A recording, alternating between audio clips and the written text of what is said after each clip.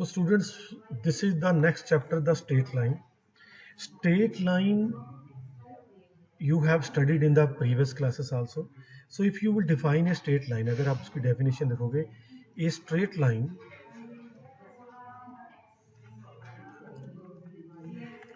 is the shortest distance between two points. Correct? If you will take 2 points, any 2 points, तो उनके बीच सबसे जो छोटा distance है, that is straight line. Otherwise you can have many distance between these straight lines. Okay, like this. So सबसे जो smallest distance है between 2 points is the straight line. This is the basic definition of the straight line. अब straight line की equation तो आपने previous classes के अंदर भी study की हुई है. जो general equation of straight line होती है वो होती है जी ax plus b y, ax plus by, okay जी, plus c is equal to 0. Okay जी. सो आपके पास ax plus b y plus c is equal to 0, ये हमारे पास स्ट्रेट लाइन की इक्वेशन है. ये आपने जिसमें आप इसको ग्राफिकली बनाते तो स्ट्रेट लाइन बनती है, इसमें x और y के अंदर वेरिएबल होगी. बट अभी हम इसको लेटर स्टेज में स्टडी करेंगे. तो सबसे पहले हम इक्वेशन स्टडी करना चाहते हैं, the equation of the straight line parallel to x axis. तो first is equation of straight line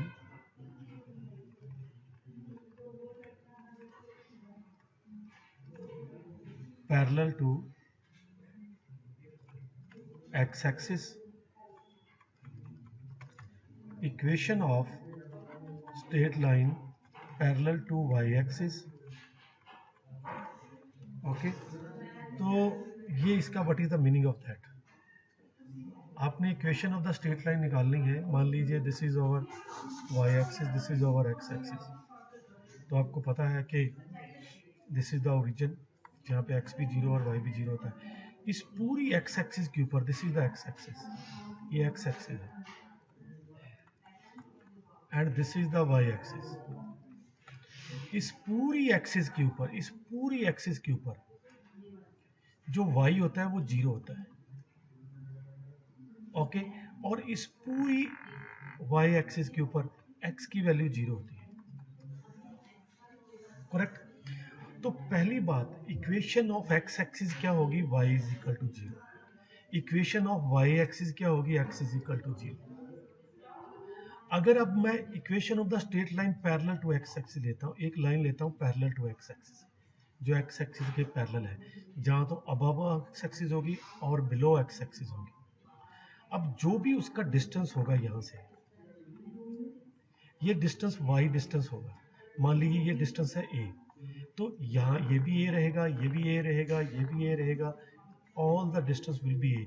इसका मतलब इस पूरी लाइन के ऊपर y की वैल्यू a है. करेक्ट.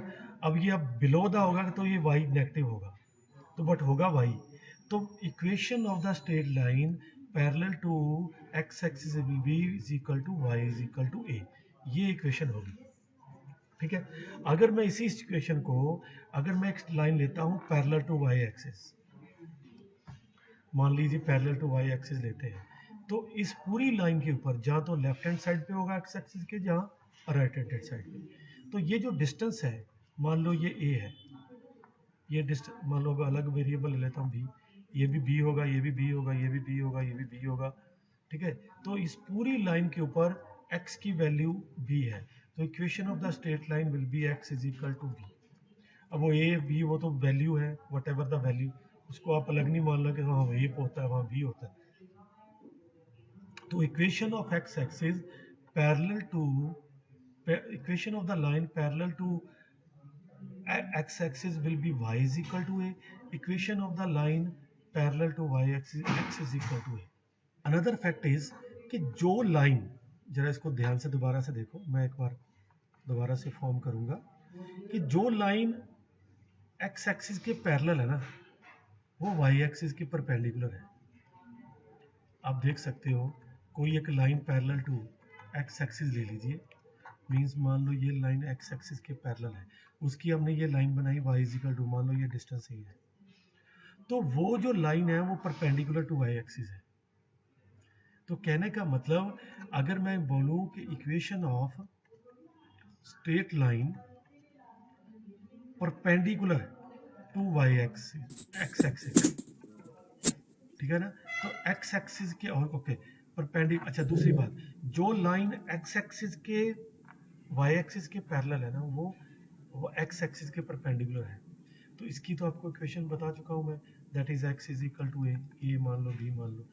तो जो equation of the straight line perpendicular to x axis होती है, परपेंडिकुलर टू x एक्सिस तो y एक्सिस के पैरेलल होती है, तो वो हमारे पास होगी x is equal to a, और equation of the straight line perpendicular to y axis वो होगी y is equal to A.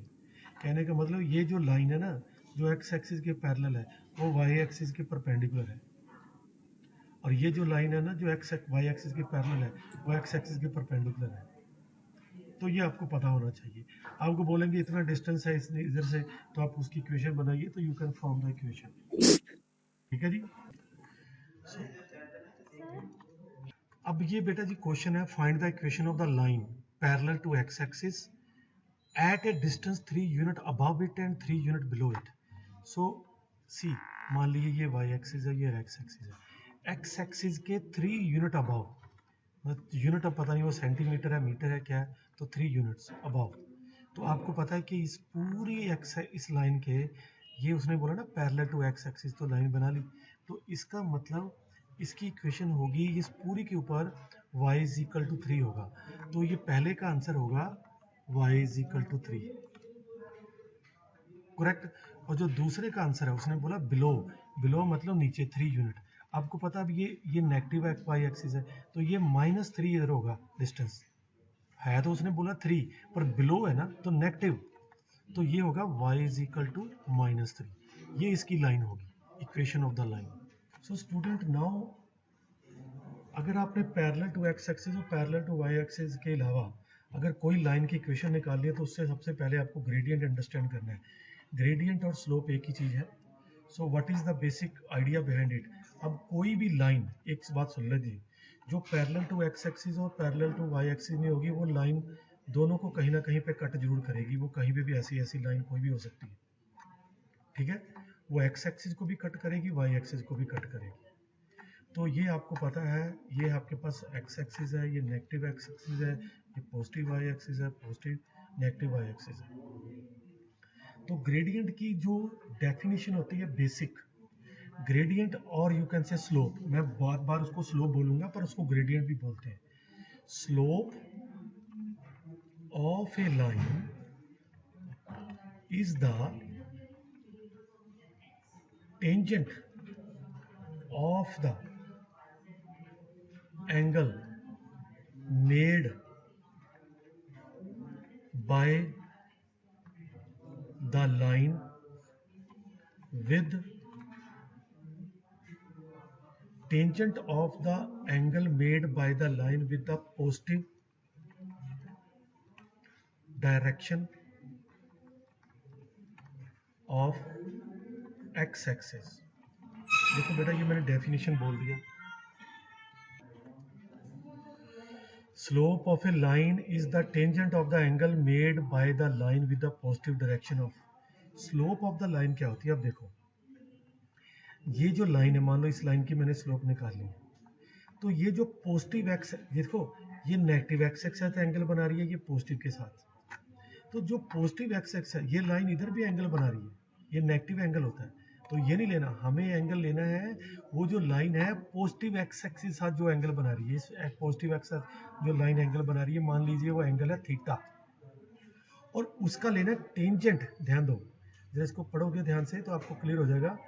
Tangent of the angle, जो स्लोप होती है उसको बोलते हैं टेंजेंट, उसका टेंजेंट ले लो उसके एंगल का, तो that is the slope, and it is denoted by small m। इसको स्मॉल m से डिनोट करते हैं, it is denoted by small m, correct. This is the basic definition of slope कि slope of a line is the tangent of the angle made by the positive x axis of the line. तो positive x axis जो angle बना रही है, positive x axis जो line angle बना रही है उसका टेंजेंट ले लीजिए, that is the slope. Correct जी, ओके। तो अब मान लीजिए कोई लाइन जो है, एग्जाम्पल के लिए एक लाइन है हमारे पास, वो 30 डिग्री का एंगल बना रही है पॉजिटिव एक्सिस के साथ, तो उसकी जो स्लोप होगी, स्लोप होती है ढलान। स्लोप क्या होगी, उसकी स्लोप क्या होगी, टेंजेंट ऑफ 30 डिग्री, मतलब उसका जो स्लोप होगी वो 30 डिग्री, tan 30 डिग्री, और tan 30 डिग्री की वैल्यू 1/√3 मीन्स ये आपको स्लोप का फार्मूला परमानेंटली याद रखना है। Now if you want to say कि अगर मेरे पास एक लाइन जो है 30 डिग्री का एंगल बना रही है, तो उसकी हमारे पास लाइन पॉजिटिव एक्सिस से उसकी स्लोप निकाल ली।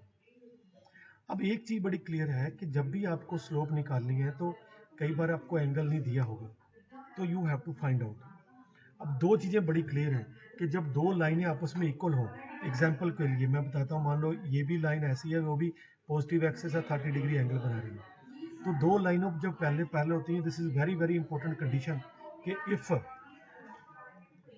टू लाइन्स आर पैरेलल, पहली कंडीशन, अगर तो दो लाइनें पैरेलल होंगी तो उनकी, अगर उनके पॉजिटिव एक्सिस के साथ जो एंगल बना रहे हैं वो भी एंगल भी सेम, उनका टेंजेंट भी सेम होगा। तो मान लो एक की स्लोप m1 है तो दूसरे की स्लोप m2 है, तो उनकी स्लोप आपस में इक्वल होगी।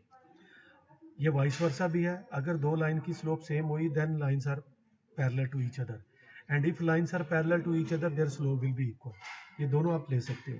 दूसरा केस आता है if lines are perpendicular, if lines are perpendicular to each other, ठीक है। अगर दो लाइनें आपस में परपेंडिकुलर हैं, तो मान लीजिए ये आपस में 90 डिग्री का एंगल बना रही है, तो ये भी 90 डिग्री होगा। ये एंगल हमें मान लीजिए थीटा है, बड़े ध्यान से समझना यार, ये बड़ा इंटरेस्टिंग है। ये मैं इसको ज़रा और क्लैरिटी से बताता हूँ, मान लीजिए मेरे पास ये एक्स एक्सिस या वाई एक्सिस है, ये दो लाइनें ये आपस में परपेंडिकुलर है, तो ये एंगल 90 डिग्री इनके बीच में, तो ये एंगल 90 डिग्री है। ये मान लो पहली लाइन जो पॉजिटिव एक्सिस के साथ एंगल बना रही है θ1, ठीक है। दूसरी लाइन पॉजिटिव एक्सिस के साथ बना रही है एंगल θ2, करेक्ट। सो बेटा जी देखिए, ये दिस इज θ1 और θ2, पहली लाइन पॉजिटिव एक्सिस के साथ एंगल θ1 बना रही है, दूसरी लाइन θ2 बना रही है।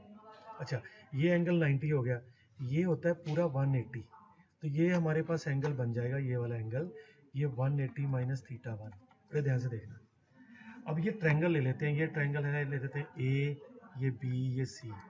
तो in triangle A B C ये हमारे पास 90 है, और एक एंगल हमारे पास 180 माइनस θ1 है, दूसरा एंगल हमारे पास θ2 है, तो इनका सम होगा 180। तीनों एंगल का सम 180 होता है, ये 180 से 180 कैंसिल हो गया, ठीक है जी। तो हमारे पास θ2 माइनस θ1, सॉरी ये 90 को हम इधर ही रहने देते हैं, तो हमारे पास अगर θ1, इन दोनों को हम दूसरी साइड में ले गए, तो θ1 minus θ2 is equal to 90, correct. इसका अब tan ले लेते हैं, दोनों का, दोनों तरफ टेंजेंट ले लेते हैं, तो ध्यान से देखना जरा, टेंजेंट ले लिया, टेंजेंट 90, ठीक है जी।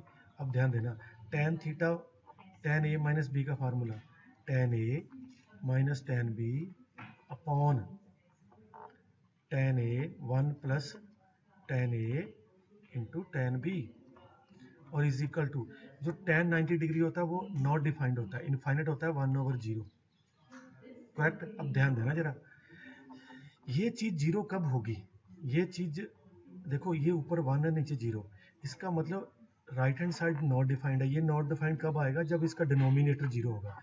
तो इससे मतलब ये हो गया कि 1 plus tan θ1 into tan θ2 is equal to 0।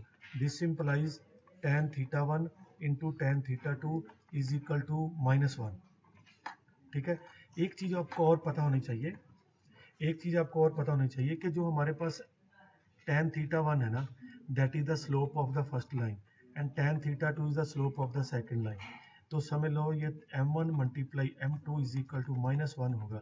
कहने का मतलब क्या हुआ, if two lines perpendicular to each other तो उनकी स्लोप का प्रोडक्ट क्या होना चाहिए, -1. यहाँ से हमने ये कंडीशन निकाल कर आपको दी है कि अगर दो लाइन पैरेलल है तो उनकी स्लोप इक्वल होगी. If they line are perpendicular to each other then slope का प्रोडक्ट क्या होगा, -1. तो ये चीज आपको याद रखनी है final. Now what is the meaning of intercept. कोई इंटरसेप्ट वो होते हैं द लेंथ ऑफ द, मान लीजिए मेरे पास एक लाइन है जहां पे वो एक्स एक्सिस को कट करेगी, ये एक्स एक्सिस है, ये ओरिजिन है, ये वाई एक्सिस है, जहां पे भी वो एक्स एक्सिस को कट करेगी उसका ओरिजिन से distance that is known as x intercept. मान ली ये लेंथ ए है तो इसको बोलेंगे हम एक्स इंटरसेप्ट. और जहां पे वो वाई एक्सिस को कट कर रही है लाइन, उसका ओरिजिन से डिस्टेंस मान लीजिए ये बी है तो नॉर्मली हम उसको ए बी से डिनोट कर लेते हैं. तो ये हमारे पास है वाई इंटरसेप्ट. ठीक है. So line where intersect when line intersect with the x-axis, the distance of the line where it cuts the intersect with the x-axis from the origin is known as x-intercept, and the line where it cuts with the y-axis, the distance of the line where it cuts the y-axis from the origin is known as a y-intercept. तो ये आपको clear होना चाहिए कि x intercept और y intercept क्या है. और x intercept y intercept negative हो पॉजिटिव हो, इससे हम आइडिया लगा सकते हैं कि लाइन कहाँ पे कट कर रही है. मान लीजिए मेरे पास, अब मैं बात कर रहा हूँ x intercept and y intercept. x intercept इस तरह का है कि अगर मेरे पास लाइन, अगर ये दोनों पॉजिटिव हो तो आपको पता लग गया कि लाइन इस तरह के वहाँ फर्स्ट क्वाड्रेंट को कर रही है. मान लो एक्स इंटरसेप्ट पॉजिटिव है और वाई इंटरसेप्ट नेगेटिव है, इसका मतलब ये तो पॉजिटिव को कर रही है कट, बट हमारे पास जो ये वाई एक्सिस को नेगेटिव पे कट कर रही है तो लाइन इस तरह की आएगी. अगर मान लो ये नेगेटिव और ये पॉजिटिव है तो वाई पॉजिटिव होना चाहिए, वाई पॉजिटिव तो लाइन इस तरह की आएगी. अगर ये दोनों ही नेगेटिव है तो लाइन इस तरह से कट करेगी. तो उससे हम लाइन से आइडिया लगा सकते हैं कि किस तरह की हमें लाइन होगी. तो देखो आज हमने बेसिकली क्या किया, इंट्रोडक्शन की कि स्ट्रेट लाइन क्या होती है. उसके बाद हमने किया कि line parallel to x axis, parallel to y axis, perpendicular to x axis, perpendicular to y axis. ठीक है. उसके बाद इक्वेशन ऑफ द लाइन, फिर हमने स्लोप किया जिसको ग्रेडियंट भी बोलते हैं, that is the tangent of the angle made by the line with the positive direction of x axis. फिर दो लाइनें पैरेलल हों परपेंडिकुलर हों तो उनकी रिलेशन क्या आती है, देन इंटरसेप्ट. करेक्ट. इसी से हम नेक्स्ट लेक्चर में कंटिन्यू करेंगे. आ जाओ.